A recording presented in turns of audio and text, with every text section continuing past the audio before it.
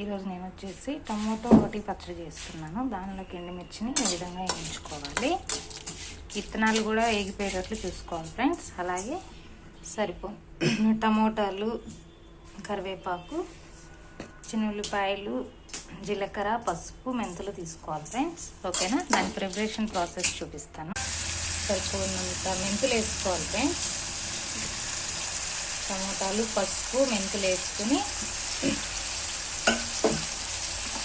బాగా వేయించుకోవాలి ఫ్రెండ్స్. ఓకేనా? ఇవన్నీ అయిపోయాక పచ్చడి నూరుకునేటప్పుడు మీకు చూపిస్తాను. ఓకేనా? ఎండుమిర్చిని ఇలా కచ్చాగా దంచుకోవాలి. బాయిల్ చేసుకున్న టమోటాలు ఇలా ఈ పచ్చడిలో వేసేసుకొని నూరుకోవడమే ఫ్రెండ్స్. ఓకేనా? పచ్చడి అంతా అయిపోయాక చూపిస్తాను. మ్యాష్ చేసుకోవాలి ఫ్రెండ్స్. ఓకేనా? ఎంతో రుచికరమైన టమాటో పచ్చడి ప్రిపరేషన్ అవుతుంది. టమాటో రోటి పచ్చడి రెడీ. వేడి వేడి అన్నంలో వేసుకుని తింటే